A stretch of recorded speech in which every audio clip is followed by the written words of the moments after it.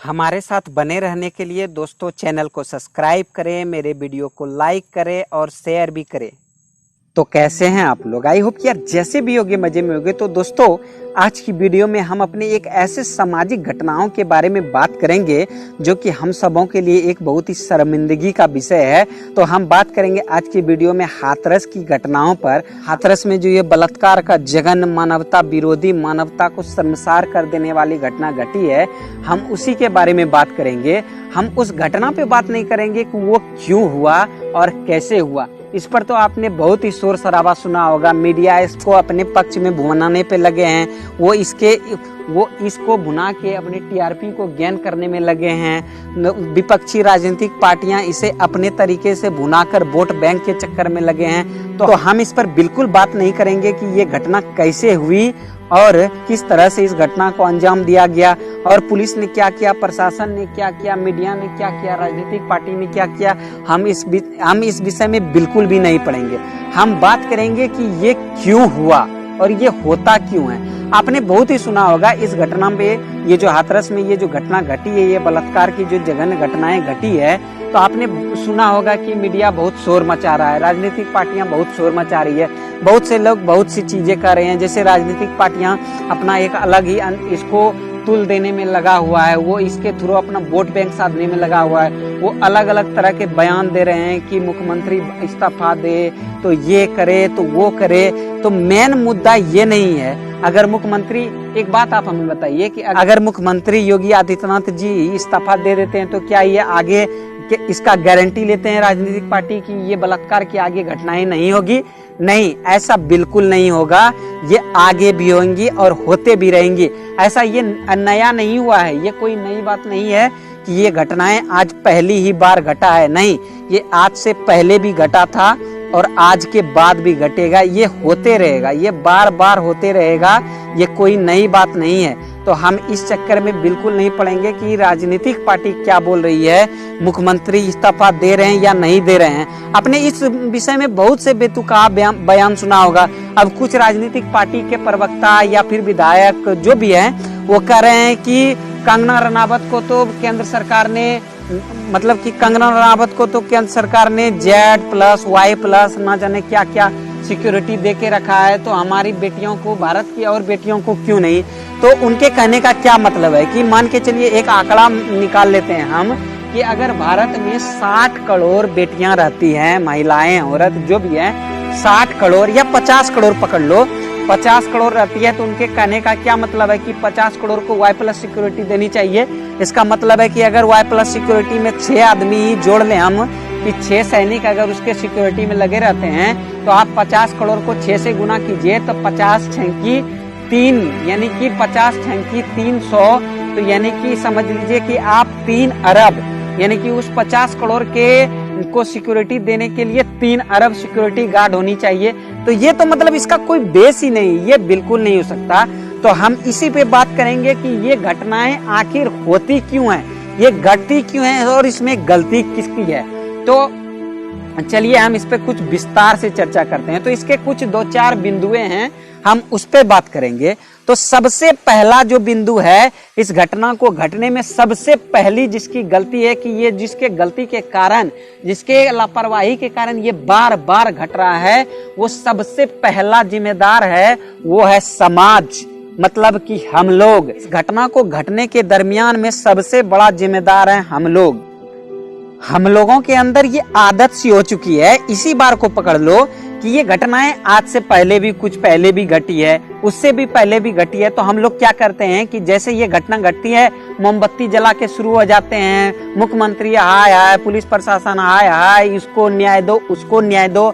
और उसके बाद क्या होता है, उसके बाद हम लोग इस घटना को 2, 4, 5 दिन, 10 दिन, महीना दिन के बाद भूल जाते हैं, खड्डे में डाल देते हैं इस घटना को। उसके बाद कौन देखने जाता है कि उसके साथ क्या हुआ, पीड़िता के परिवार के साथ क्या हुआ, या उस पीड़ित के साथ क्या हुआ, रेप पीड़ित के साथ क्या हुआ, उसको कौन याद करता है? कोई याद करने वाला नहीं है। इसके चक्कर में कोई पढ़ना भी नहीं चाहता है, इस पे कोई गौर ही नहीं करता है। तो हम लोग को ये आदत हो चुका है, हम लोग के अंदर से ये, मतलब कि हम लोगों के अंदर ये आदत हो चुकी है कि जब होगा, मतलब जब ठंड लगेगी तभी हम लोग मंद खोदना शुरू करेंगे।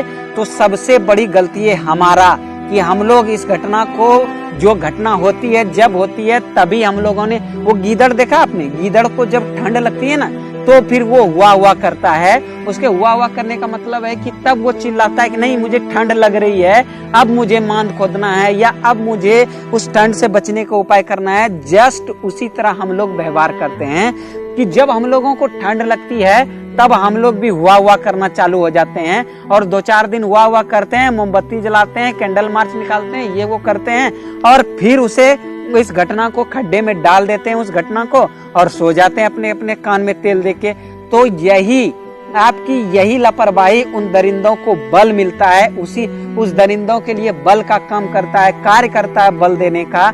ये आपकी यही लापरवाही, जिस दिन आप इस मुद्दे को, किसी भी मुद्दे को आप गंभीरता से पकड़ेंगे और उसको जड़ से निपटारा करने के पीछे लग जाएंगे, उस दिन से ये सारी ऐसी घटनाएं होना बंद हो जाएगी। हम में से किसी ने कभी ये सोचा कि वो जो दरिंदा जिसने की इस घटना को अंजाम दिया वो हम आप में से ही कोई एक था? वो हम ही आपके बीच से उठ के आया था? क्या वो जंगल से आया था? आपको क्या लग रहा है कि वो जंगल में पहले रहता था और उसने आके यहाँ पे अचानक से आया और बलात्कार कर दिया? ऐसा तो नहीं है ना। वो हम आप में से ही कोई एक था। तो क्या आपने ये कभी सोचा कि वो उस तरह से उस घटना को अंजाम देने के लिए वो इस हद तक क्यों गिर गया? उसने क्यों इस घटना को अंजाम दिया? हम आप में से कभी किसी ने ये सोचने का कोशिश ही नहीं किया कि वो हम आप में से ही एक था, और वो भी कल तक समाज में रह रहा था, वो भी आपके साथ, हमारे साथ घूम रहा था, बैठ उठ रहा था, लेकिन अचानक उसने ये क्यों किया? तो ये कोई एक दिन की घटना नहीं है।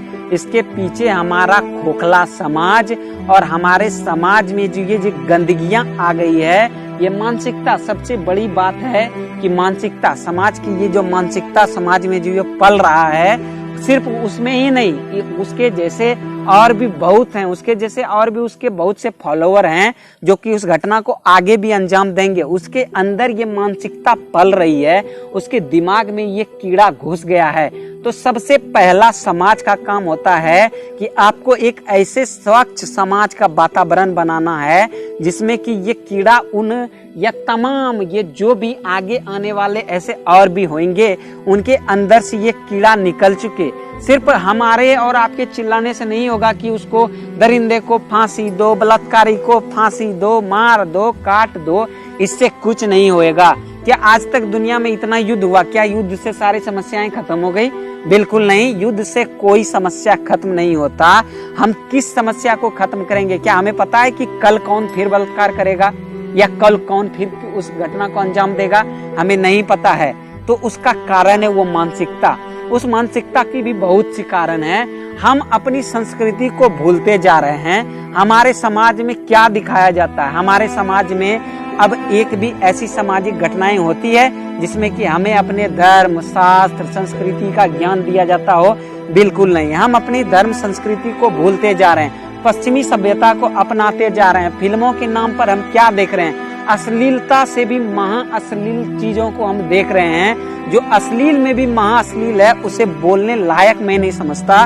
उन सब चीजों को आप देख रहे हैं, और देख ही नहीं रहे हैं बल्कि उसको अपना रहे हैं, इंजॉय कर रहे हैं। वो क्या कर रहा है? हमारे आपके मन में वो कीड़ा को प्रवेश कर रहा है। उसके वजह से हमारा समाज धीरे धीरे खोखला होते जा रहा है। हमारे अंदर वही फिल्म दिखाया जाता है, वही नाटक, वही मतलब छोटे छोटे सारी चीजें, सारी खामियां हम लोगों के अंदर भरा जा रहा है। एक बेहतर नागरिक बनाने का काम समाज का होता है। ये समाज की जिम्मेदारी है कि वो अपने नागरिकों को किस तरह से ढाल रहा है, उसका नागरिक क्या होते जा रहा है, उस समाज की नागरिकों को क्या हो गया है। ये समाज की जिम्मेदारी है। जिस हैवान ने इस घटना को अंजाम दिया, वो क्या वो किसी बाप का बेटा नहीं था? वो किसी माँ का बेटा नहीं था? क्या वो किसी बहन का भाई नहीं था? लेकिन क्या कभी उसने ये ख्याल किया, अगर उस हैवान ने उस लड़की को अपनी बहन के रूप में देखा होता तो क्या वो इस घटना को अंजाम देता? नहीं, बिल्कुल नहीं देता। लेकिन उसने ऐसा नहीं किया। उसको उस लड़की में अपने हवस का शिकार दिख रहा था। वो उस लड़की को हवस की नजर से देख रहा था, जिसके वजह से कि इस घटना को अंजाम दिया गया। उसके माँ बाप की ये जिम्मेदारी थी कि वो अपने बच्चे को ऐसी शिक्षा देता कि वो ऐसा कभी सोचता ही नहीं, उसके मन में शुद्ध विचार भरे जाते, तो वो उस लड़की को गलत नजर से कभी देखता ही नहीं और ना ही वो इस घटना को अंजाम देता। लेकिन ऐसा नहीं हुआ, तो इसमें गलती उसकी माँ बाप की है, हमारे समाज की है। तो सबसे पहले हमें अपने अंदर झांकना पड़ेगा कि हम क्या कर रहे हैं, हमारा समाज में ये हो क्या रहा है। हमें अपने आप को सुधारना पड़ेगा, ना कि सिर्फ कैंडल मार्च निकालने से और चिल्लाने से कुछ नहीं बदलेगा।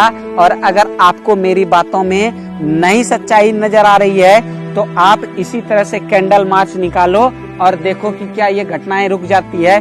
बिल्कुल नहीं रुकेगी, ये कभी नहीं रुकेगी। अब बात करते हैं ये दूसरी, इस घटना की दूसरी पहलू का, जिसके वजह से भी ये घटनाएं होती है, और वो है दूसरा पहलू है हमारा कानून।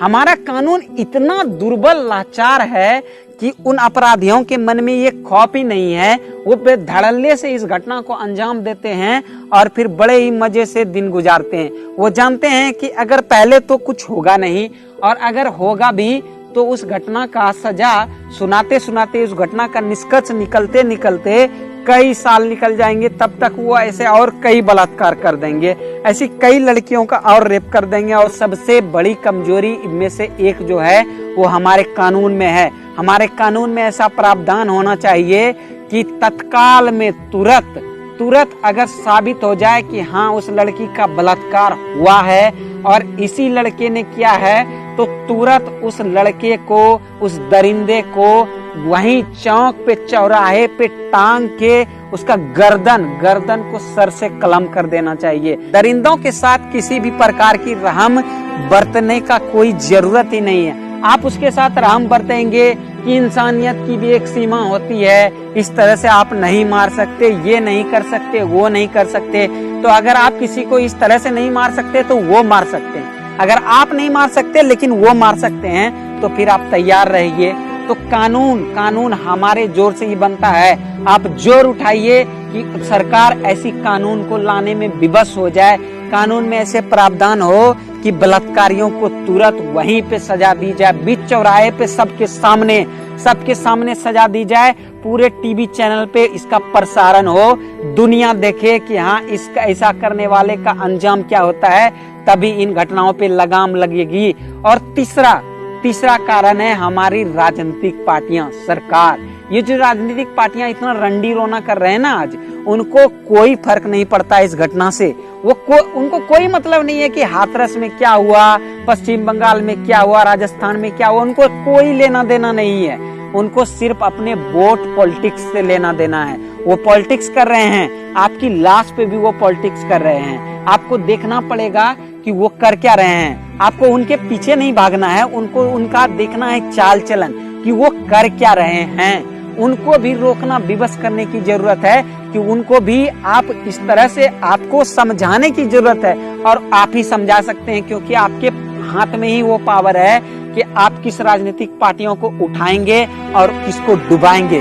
तो उन राजनीतिक पार्टियां, सरकार को भी इस चीज पे ध्यान देना चाहिए। हमारी जो सरकार है उसे भी इस चीज पे ध्यान देना चाहिए कि हमारे राज्य की कानून व्यवस्था का हालत क्या है, क्या हो रहा है, क्यों खौफ नहीं है उन दरिंदों के मन में, उनको उनमें क्या मतलब, क्या कमी, हमारे अंदर क्या कमी रह गई है कि उनके अंदर अब खौफ बचा ही नहीं है। लोग समाज की लड़कियों को इज्जत की नजर से देखे, ना कि उसको अपने हबस की नजर से देखे। ये हमारी जिम्मेदारी है। हमारी जिम्मेदारी है कि कानून कैसा होना चाहिए, क्योंकि कानून पब्लिक को ही ध्यान में रख के बनाया जाता है। किसी देश का कानून हवा में नहीं बनता। पब्लिक क्या सोच रही है, क्या डिमांड कर रही है, उसी के हिसाब से कानून बनता है। सरकार भी उसी के हिसाब से चलता है। तो सबसे बड़ी जिम्मेदारी समाज की होती है। जब तक समाज नहीं जगेगा तो ये आगे भी घटनाएं होती रहेंगी, और ये कैंडल मार्च और ये तोड़ फोड़, इधर उधर हंगामा करने से कुछ नहीं होने वाला है। आप सरकार को इतना विवश कीजिए कि वो इस पे एक कड़ा कानून लाए। ये सीबीआई जांच से कुछ नहीं होता है। कमेटी गठित कर दिया, सीबीआई जांच करेगी, क्या होगा? सीबीआई को जांच करने से क्या होगा? ठीक है, पता चल गया कि उसने बलात्कार किया, उससे क्या होगा? क्या होगा उससे?